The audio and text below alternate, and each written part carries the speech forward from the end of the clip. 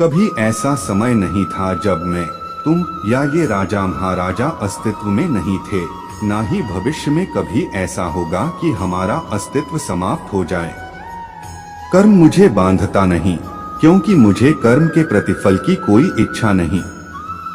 वह जो वास्तविकता में मेरे उत्कृष्ट जन्म और गतिविधियों को समझता है, वह शरीर त्यागने के बाद पुनः जन्म नहीं लेता और मेरे धाम को प्राप्त होता है। बुद्धिमान व्यक्ति को समाज कल्याण के लिए बिना आसक्ति के काम करना चाहिए। जो व्यक्ति आध्यात्मिक जागरूकता के शिखर तक पहुंच चुके हैं, उनका मार्ग है निस्वार्थ कर्म। जो भगवान के साथ संयोजित हो चुके हैं, उनका मार्ग है स्थिरता और शांति।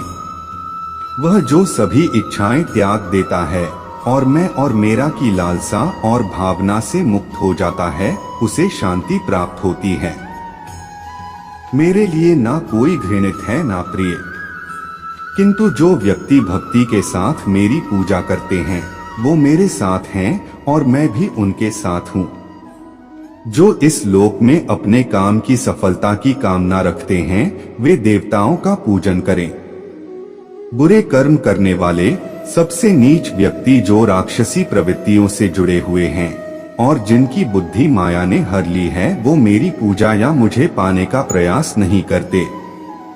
स्वर्ग प्राप्त करने और वहां कई वर्षों तक वास करने के पश्चात एक असफल योगी का पुण्य एक पवित्र और समृद्ध कुटुंब में जन्म होता है।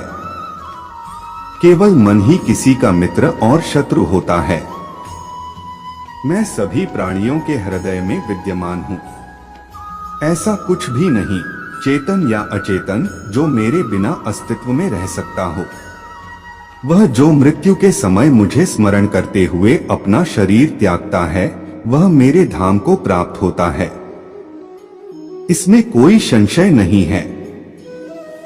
वह जो इस ज्ञान में विश्वास नहीं रखते, मुझे प्राप्त किए बिना जन्म और मृत्यु के चक्र का अनुगमन करते हैं। जो दान बिना सत्कार के कुपात्र को दिया जाता है, वह तमस दान कहलाता है।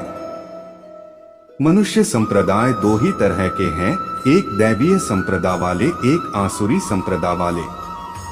दैवीय संप्रदाय मुक्ति की तरफ और आसुरी संप्रदाय नरकों की ओर ले जाने वाली है।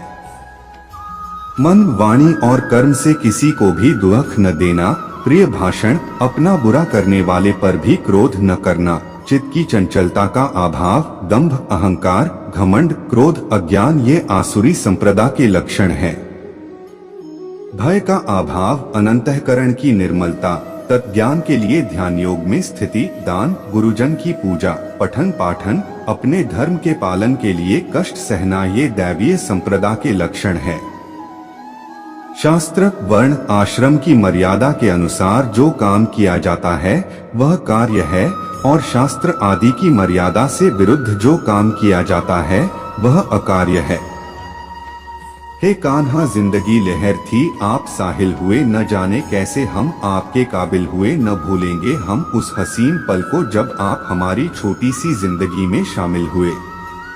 कान्हा, तुम मुझे बांसुरी बजाना सिखा दो। जिस तरह से तुम बांसुरी से राधा राधा नाम पुकारते हो, उसी तरह मुझे भी बांसुरी से कान्हा कान्हा कहना सिखा दो। राधा ने कन्या से पूछा, कोई अपना तुझे छोड़कर चला जाए तो क्या करोगे? कन्या ने उत्तर दिया, अपने कभी छोड़कर नहीं जाते, और जो चले जाए हैं वह अपने नहीं होते। मेरे दिल की दीवारों पर श्याम तेरी छवि हो, मेरे नैनों के दरवाजे पर कान्हा तेरी तस्वीर हो। बस कुछ और न मांगू तुझसे मेरे मुरलीधर, तुझे हर पल देखो मेरे कन्हैया, ऐसी मेरी तकदीर हो। आज फिर आईना पूछता है कि तेरी आंखों में नमी क्यों है।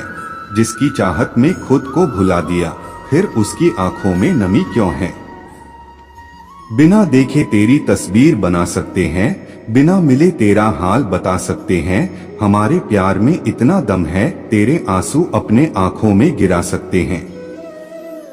राधे जी का प्यार, मुरली की मिठास, माखन का स्वाद, गोपियन का रास, इनसे मिलकर बनाता है राधे कृष्णा का प्यार। प्यार तो एक ताज होता है साथी को जिस पर नाज होता है।